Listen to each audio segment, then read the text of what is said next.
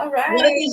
One of these days, camera's gonna go on and catch me dancing to the intro. And I like that. Do you want to go back and do it again so you can do it? no, thank you. All right. So we are here at the writing room. We do this once a month, I guess. And this is Barb Wallace. She's my bestie. Between the two of us, we've published somewhere around 100 books and sold about 3 million copies.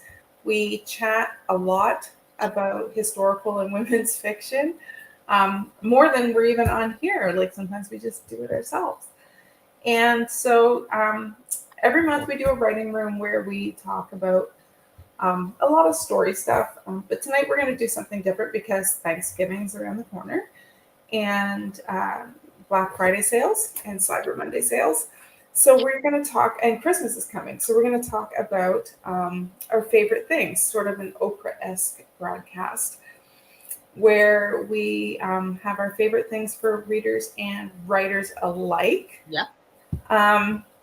Is there anything under our chair? No. No. Okay. There is nothing under your chair. It's been a good year, but it hasn't been so good that, you get a car and you get a car. That's not happening. You and I tend to get each other writerly gifts for birthdays and Christmas and stuff. So I know this year I asked you, and I don't know if you got it or not. If you didn't, it's fine. But I asked for Booklight because I ended up reading by one of those weird headlamps like my husband uses in the garage during Hurricane Fiona when we lost power. So, but in last year you asked for fingerless gloves because we get cold. So, and those are sort of practical things, but there's some other more, I guess, whimsical things that we're going to share tonight, which honestly, it kind of tempted my buy button finger and made my little wish list a little bit longer. So it's a bit dangerous. It's a bit of a dangerous broadcast. And at the end, I have a document I'm going to cut and paste into the comments on Facebook, and I'll do it again in YouTube as well, so that all the things that we mentioned, you can go and grab them yourself. So, without further ado, let's start with paper products. Yay! We love paper. I know, you're like a total paper slut. So some ideas are pretty journals, fountain pens. I write with a fountain pen all the time. And so I guess the thing for me would be refills for it, ink refills. Some people are Post-it note people, so a variety of Post-its or yearly planners. And the planner is the one that I picked to share tonight. So let me bring up my first slide. There we go. Planners and notebooks. So my pick is the Lydia Michaels Author Planner, which is Write 10K in a Day. It's really not writing 10K in a day. Okay, I was going to say, now I'm sad. I don't do that. I mean, I'm pretty prolific, but there's no way I do that. But what it does is you can outline goals. You can outline not just writing goals, but she really emphasizes balance. So there's even spots on your weekly planner where you can, if you're drinking enough water, if you've taken your vitamins, if you've moved that day. So it's actually really neat. And then there's a spot for random acts of kindness, but then there's also all the other work related things.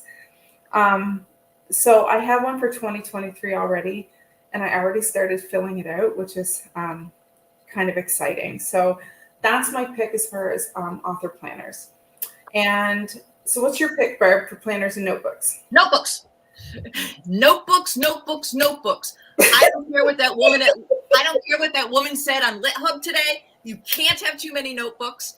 But right now I use a notebook. I should say I use a notebook. I don't use a planner. I use yellow notebooks to write to-do lists. I write out longhand for my first drafts. I write out my story ideas. I use notebooks all the time. The new one I'm really, really into is this place called WTF Notebooks. I think it's WTF.com or WTFnotebooks.com. Yep. And we have all these saucy notebooks, which some are a little bit vulgar, so I don't want those. But they Yeah, also I picked one for the slide that wasn't, and it says list of people who underestimated me and how that worked out for them. And I There's just thought one- that was sassy. There's one that's list of people I want to punch in the face. Yeah.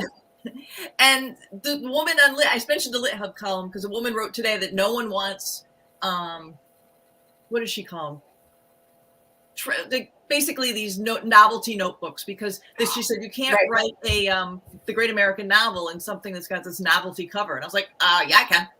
Yeah, yeah. I would proudly wear that. So the other one I liked is bando.com. They do really pretty notebooks. And those are all usually notebooks that are running like $9, $10, which are way more than I spend. I usually buy Mead notebooks. So getting something pretty with a nice sturdy cover is huge. Yeah, but $9 or $10 is still cheaper than a Moleskine or something. Yeah, and I don't need a Moleskine or any of that stuff. I just like regular 8x11.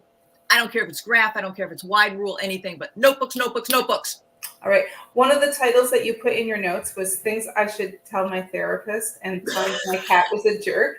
So like, I honestly, I went to when I went to put this together, I went to the WTFnotebooks.com site, and I was just like, I want all of these. And I'm not even a notebook person because I don't use notebooks a whole lot, but I was like, I want all of these. They're great. They are great. So. Yeah. Well, and I guess you can always ask people what they use too, right? Because everyone that's something you should actually pay attention to, because people, someone else said they love notebooks too. Notebook lovers unite. But make sure you know, because some people, we who use notebooks are very specific about the kind of paper we use. Like I said, I have to use yellow paper and a blue ink for all my planning. I have to use blue Bics and white paper for writing. We get very quirky because we're writers, but so they're very specific. So if you're smart, you'll take a little tiptoe into their office and see what kind of notebooks they have. I'm not particular about notebooks so much, but I am about pens. So I like black ink. And I I love my fountain pen because it writes so easily. But like I like a felt tip of some sort, or something that, like, I'm not a ballpoint person. So I'm actually kind of particular about my pens. Okay, see, I have big pens and yellow pads, and someone said journals. I like journals too. Usually I only have one journal at a time though, so. All right, so then we went on to drinkware. I had a lot of fun with this one. So I'll bring this slide up. It's just a minute here. There we go. So wine glasses, mugs, coasters, wine charms, coffee warmers. I almost always have a beverage at my desk. So having a coaster is like, I have to have one, because I know my mom would scold me even from 4 hours away if I left a cup ring on my desk. Yeah.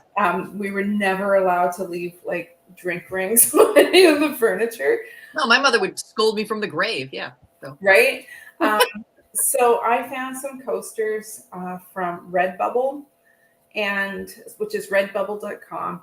And there are tons and tons of them. But I believe this one says writing somewhere between torture and fun, which is exactly where I am in my book right now. And then the other one that is more for a reader says book hangover, which, I mean, I would totally go for that as well, because writers are readers. And then you picked two. So what did you pick for yours? Okay, one of my goals is to be better hydrated. I'm horrible at hydration. And coffee doesn't really count, apparently. So I love this. It does count, but whatever. I love this water bottle. It's from this place called society6.com, which is a really great website. It's a bunch of independent designers. They have all sorts of designs in all sorts of different, there's modern, there's Art Deco, there's, I don't know, Greco-Roman, whatever it is. I'm making up things now, but this one is a chicken reading a book, which I think is so adorable because it's a chicken reading a book. I love that. And then going back to coffee, the thing I really like about this coffee warmer is that it's got a 4-hour shut off. After 4 hours, it automatically shut off. I used to have one that never shut off, which is why I stopped using it, because I had this fear that I was going to burn the house down because I left my coffee. And this one auto shuts off after 4 hours, but it will keep your coffee warm while you're working, which is always nice, because unless you just want to use the excuse to get up And wine doesn't count either, someone said about hydration. Wine doesn't count either. And again, lies. Lies, all lies. If you want to use, the need to go to the microwave and warm up your coffee as a way to procrastinate, you don't want this. But this drink warmer is really, really a great idea. Right. So those are my two. I brought this picture up when I was putting the slide together, and I had it's on Amazon is where the coffee warmer is, and I had the site up, and my husband came in and he was like, "Oh, do you want a coffee warmer?" And I'm like, "I'm just doing this for our broadcast." And he's like, "Oh," and I'm like, "But I could," but then I'm just like, "Oh my God, I have so many things plugged in on my desk." But at the same time, I mean, I do drink a lot more coffee and tea in here in the wintertime. So, all right, so I will remove this one and put our next one up, which is clothing. So again, fingerless gloves was a big one. You and I both have fingerless gloves. Yep. Scarves, t-shirts, whatever. So I picked the scarves from Story Arts because I have one for myself and I bought them for gifts as well for my kids. Did I buy you one year? Yes, you did with Jane Eyre. Yeah. So, and I believe mine is Persuasion, the one that is showing. I love these. They're around $40, but they're beautiful and they have the actual text of the story on the scarf. There's also a really neat one that is Jekyll and Hyde, and it's 2 different colors. It's split, which I thought was really neat. And storyarts.com, which is STORIARTS, they actually have a Black Friday sale on now. I got the email today, so a good chance to look at that. And I know we're going to mention them again in a little bit. But first, you're going to share your t-shirt. Right. I actually am a huge fan of Piper and Ivy t-shirts. They do a lot of book themed t-shirts for readers and writers.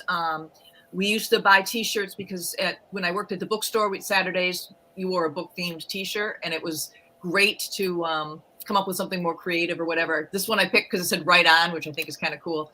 But they have beautiful ones with trees that are decorated with books. They'll have their holiday line coming out soon. That's really beautiful. So it's Piper and Ivy, and it is actually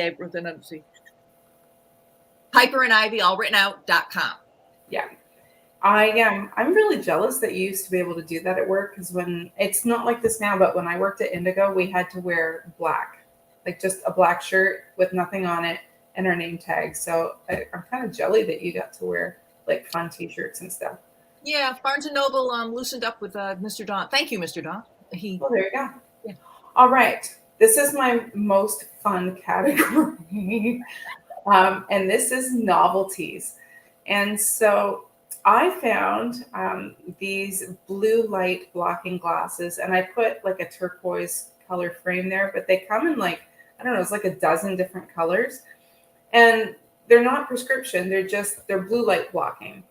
So I don't need glasses for the computer, but I do get eye strain and I spend a lot of time looking at screens. So these would be like super handy, and they're not expensive. They're like $15. So that was one of my picks. And then my second pick was this writer's clock. And I just thought it was the funniest thing ever, because like 12 o'clock is idea, and then 1 o'clock is write. And then it goes like edit, think, self-doubt is 4 p.m. More ideas, and then rewrite, which is Barb's favorite hour. We were talking about that before we started. And then there's wine o'clock at 7, happy after wine, submit. I can't see what is like 10 o'clock, but it's probably panic or something. Or sleep. And maybe. And I then keep leaning in because I actually do need glasses to see the computer. So yeah. So, and success and idea again back at 12 o'clock. Anyway, I just thought it was really quirky and kind of fun, and it's customizable. So like the one in the picture says Jenny's, but like I could go in and put like get it made with Donna's on it. Very cute. Which I thought was super, super fun. And that's on Zazzle. So that's easy peasy. All right. Yeah. So then you had 3 novelty picks. I did. Okay. So the middle one is very self-serving, but I need new, Peter, if you're listening, I need new noise canceling headphones. I do wear them all the time. They're terrific. I know that they were super expensive a few years ago. You can get them now. This particular pair is on Amazon, and I think it's on sale for $46 or $47. I use them because my husband also works at home and takes a lot of conference calls. So it's the only way that I can kind of drown everything out. She's laughing because what my husband does is take them on speakerphone 8 hours a day. So yeah, I'm not laughing. You're laughing. Oh, well, actually, my husband also works from home, but he doesn't take that many calls. Yeah, my husband's on the phone all day, so it's very nice to have the noise canceling headphones. I also picked the lap desk. This is the this particular lap desk. Let's see where I wrote down the thing it's from. Where are my papers? It's from Walmart. Yeah, it is actually from Walmart, and it's not that expensive. It's called the Huanuo Huanuo desk. I liked it because it's got an ergonomic pad on it, and it's got a slot for your phone if you need it. And I like those because I also don't like to sit at my desk a lot when I work. I tend to wander around. I sit a lot in a chair, or I carry it out to the porch. So this is a great way to protect your wrists and not get carpal tunnel. And then the last one is I went back to Story Arts because we've talked about coffee warmers. We've talked about coffee drinking. Well, they have literary blends. So they have the romance blend, the mystery blend, the horror blend, although I might be nervous about the horror blend. So you can buy coffee for your favorite coffee lover writer or coffee lover reader. Yeah. Yep. All right. So what did we have after that? Let me go down here. Oh, games. That's going to be a fun one. All right. So let me remove this slide and bring the next one. I think this is the right one. All right. So funny story. For New Year's this year, now we're not going to play poetry for Neanderthals, but we are going to play games for New Year's Eve when both my kids are going to be here and one of the partners. And so we always do Chinese food and stuff. So we're actually going to do board games, which we won't do very often, but I would love to get poetry for Neanderthals. It's a word guessing game where you have to get people to guess the word, but you can only speak in single syllables to get them to guess the word. And if you get it wrong, you get hit with a stick, which is like a blown up like club. Anyway, I think that would like an inflatable bat. So I would totally love that and probably laugh my butt off. So that would be my pick for a game, would be poetry for Neanderthals. And me being me, I lowered the bar. Lower than a Neanderthal. What's that? The lower the bar. It's so low you could step over it. This is my new obsession. It's a game called Florida Man, and it's a variation on Two Truths and a Lie. It gives you 3 headlines. 2 are actual Florida headlines, and 1 is a made-up headline. Those of you who follow Florida Man or just read the news know that there's crazy things anyways. So it's things like woman has nose amputated after mosquito bite is one of them. I know that one, and that one was the true one. So that's it. You can get it on a lot of different places. I think they have it on Amazon. I think the link we have is for a game site. Board Game Geek. Board Game Geek. It is my new obsession. I think everyone should get it because it just sounds like a really fun game if you want to be silly. Yeah. And kind of mock things, which probably tells you a lot about my family. You're doing poetry. I'm getting Florida Man. Right. So the next one that we have, I didn't do a slide for because there's not really a lot of entertaining things to show, but this is for the writer in your life. So there are tons of tools out there to help with story writing, making sure your story is polished. So there's things like Grammarly and Pro Writing Aid. So you would get like a subscription or buy it for a year's license or whatever. Scrivener, Plotter. And so Barb, I think you're a fan of Plotter, yes? I like Plotter. Honestly, I like pen and paper the best. Surprise. But, and if someone comes up with like a 3-act structure paper, please give it to me. But yeah, I do like Plotter. It's great for revisions because you can see your story arc and see where you went wrong. I like it for revisions a lot more than I like it for drafting. I wonder if we should hit up Michelle Hellowell because it would surprise me if she didn't have some sort of a paper resource for, because she's also a notebook girl, for 3-act structure. So that would be very useful. Yeah, well, and you can. The nice thing about Plotter is that you can export too. So even if you just went in and did a bare bones, you could always export that and print it. Yes. Because you can use the 3-act structure template, right? For your Yes. And you can. Yeah. It also, though, there's adaptable to the snowflake method. Yeah. There's a few others. They keep updating it with new. It's $25 a year, and they update it with new different methods and different classes. And they have tutorials constantly on how to use them. So I do like it of all those. That was my favorite. I tried Scrivener and all of the others too. I haven't tried Scrivener, but I mean, I like Plotter so much. I'm doing a workshop on it next week for someone. But I think my favorite thing about it is organizing my chapters and scenes in a timeline, because I'm a very visual person. So I think that's my favorite feature. The other tool I've used that I recommend is Perfect It. It's inexpensive. It's customizable, so you can add your own style sheet. It's very handy. It installs right on your Word toolbar, so it's easy to use. That's called Perfect It, and I'll have the link in. The comments. I'm going to try to remove this and put the next one up. There we go. So books on writing. Yeah. What's your pick, Barb? I picked Steering the Craft by Ursula Le Guin. This has been on my list for a while. You can't go wrong buying me a book about writing, period. But this one, it's interesting because it's for the experienced writer to take it up to the next level. She talks a lot about using sentence structure to enhance your book. She talks a lot about word choices, things like that, in addition to your basics. So that would be my choice, especially if you know someone who is into craft or into writing and like taking on a challenge, or has written a few books and talks about wanting to do the next level, or just likes to read craft books. This is one I'd recommend for someone who's written a few books and has kind of got some experience. Oh. Well, and I think too, when you talk about books for writers, there's basically 3 different kinds. Like you've got this one, which is very much on the writing craft. Yep. And then there are other books that are more about the mechanics of writing. So proofreading or grammar and editing. So I always think of Grammar Girls Quick and Dirty Writing Tips, I think is what it's called. But it's like my grammar and punctuation go-to, because it doesn't make me fall asleep like Strunk and White.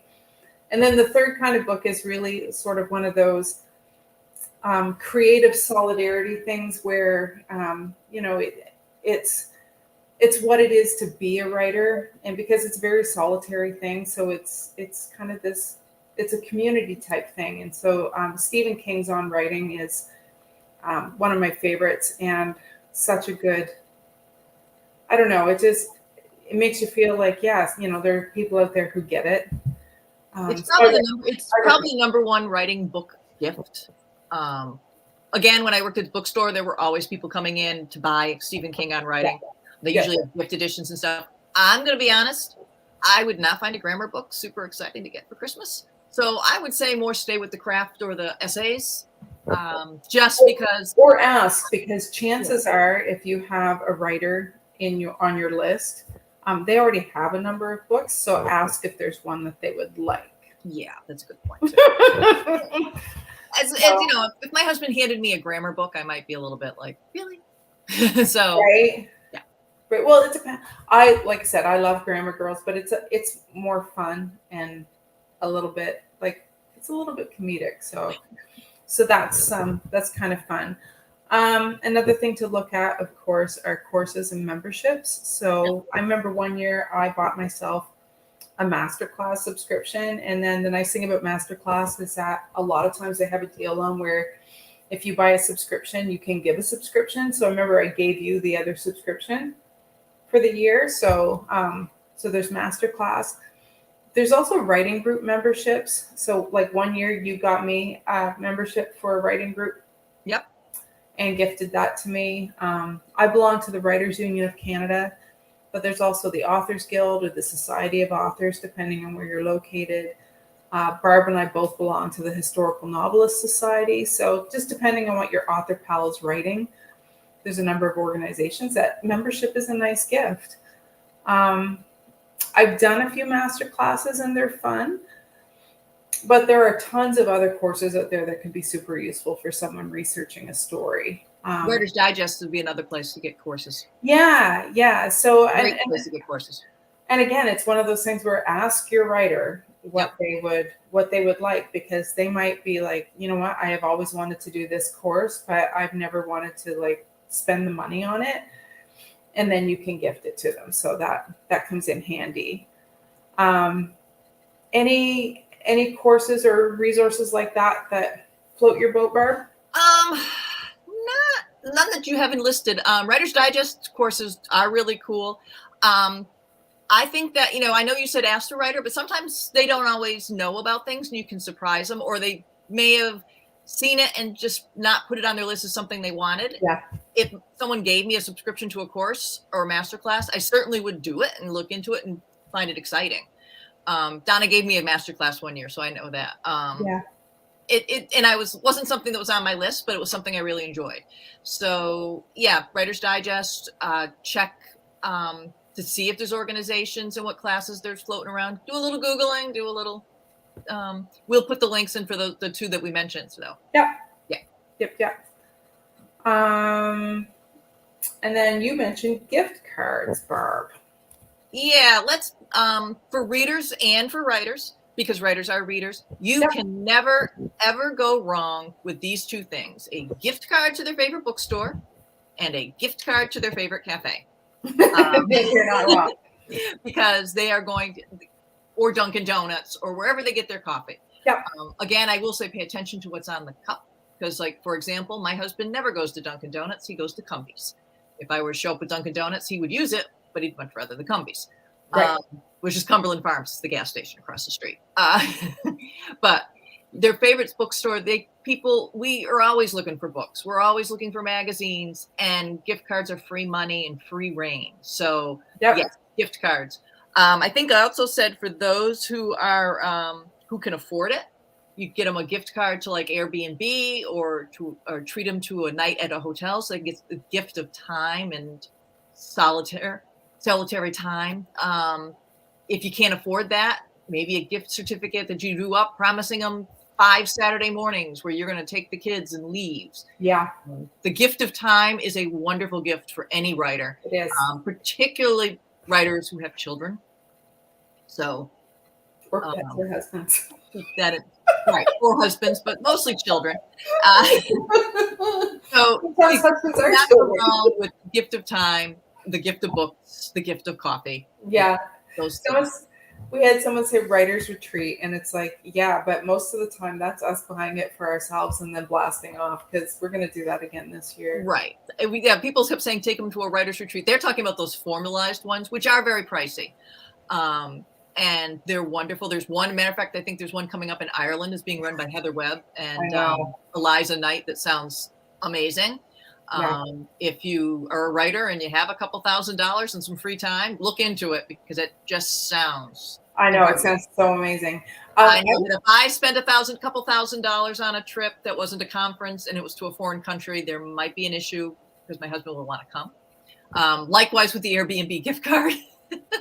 Someone just said writer's retreat. Yeah. Yes. Definitely writer's retreat. Always, you can't go wrong with those. And that theirs is Eliza's is a castle in Scotland. That's in the comments as well. I think the most important thing to remember, because we're suggesting a whole bunch of stuff, is finding something on this list or buying something writing oriented for the writer in your life. Just show support.